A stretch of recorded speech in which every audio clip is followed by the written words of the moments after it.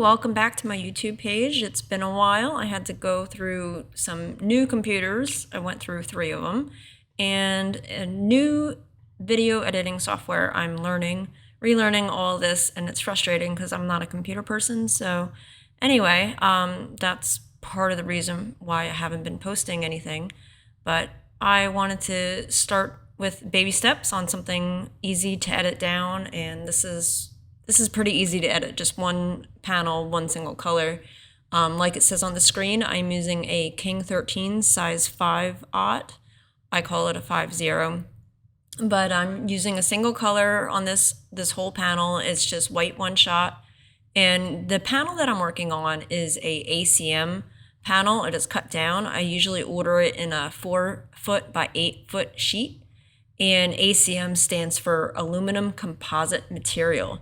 And what that is really, really thin pieces of aluminum on each side of the panel with a core in between them. Now, this is a solid poly core. It's very sturdy. They also make it in like corrugated plastic core. I like the solid core. It's easy, it's clean, and it looks nice if you're not framing it enough so you can just hang it on the wall unframed. But I usually frame all my work. But yeah, so what this is a series of S-curves that I'm working on, and it's going to be S-curves for a while. You also probably noticed that I use this move in all my crossover panels, because that's what makes up a crossover panel, is just a series of S-curves. So I'm going to throw on some music for you guys to enjoy, because I only have so much to talk about in this video. So I will play one song and then I'll come back and talk a little bit more. Thanks.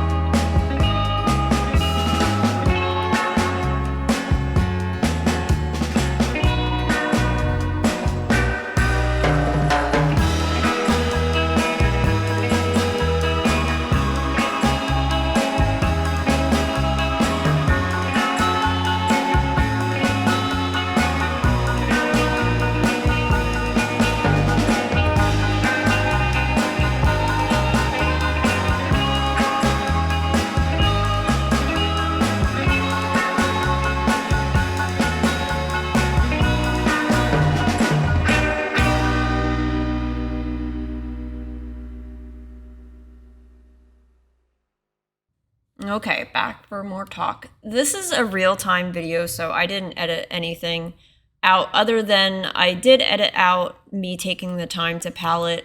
So after like every stroke or every other stroke, I have my palette to the left-hand side to me. You can see the clipboard.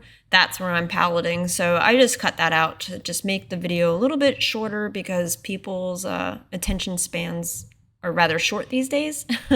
But anyway, so you can see here, I'm just continuing using the S curve. I threw in one C curve. You can see that cross that goes from one side of the crossovers to the other, traveling over them. That's just a C curve. And yeah, so it's just a series of strokes making up a panel. I used a single center line for my guide. And you can probably see I have like a border kind of drawn out on the perimeter of the design that I'm doing now. I knew I wanted to do a border there, and then where the tape is, that's a 1/4 inch tape line. I'm also going to throw a border in there too. So it's just one line at a time coming up with the design. You can see I'm wiggling. I wanted to clean up the end of the line there. Some people flip their brushes and use the back side of the brush for that. I don't. I personally just like wiggling my brush a little bit and getting the lines where I want them to be. And yeah, so again, like I said, there's not much to this panel. What I like about single color designs, which some people are like, oh my God, that's single color, that's not like you. I actually love doing single color designs. I feel that they're a little bit more tricky than throwing 5 colors on a panel because you can't hide anything. You have to have real good precision doing a single color design. You can't hide your mistakes within a second color. So sometimes it's a good exercise to try to do a single color design in the mix of doing multicolor designs. And here I am doing a C curve across the center here. This is actually really hard for me to do. It took me a while to get used to doing this. Usually one side is a little bit higher than the other or lower than the other, and you really have to think about where you're starting and stopping when you're doing something horizontal like that. But these are more C curves here. I'm going to make a triangle, and then I'm just going to keep on with the design. So I'll throw another tune on for you, and I'll be back to talk a little bit more later on.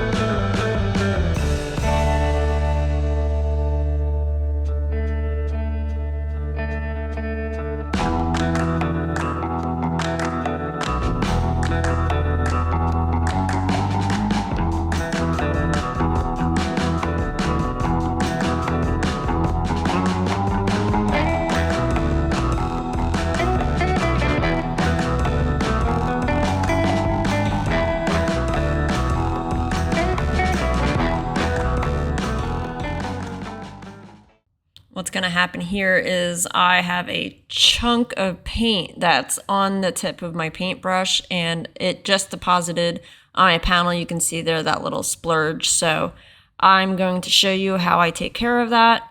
I push it. I have this wipeout tool. You can use various things for a wipeout tool. You can use a cuticle pusher. You can use a Q-tip. But these wipeout tools, they're really nice to deal with. They're hard rubber on each end. One's pointed and one's slanted. You can order them an array of places online. Normally on pinstriping websites like MacBrush, Excalibur, and then also you can get them as clay tools also. So, yep. And then I'm continuing the line with no little chunks in my paint. And for this outer border, I'm going to be doing a radius and just keep on going.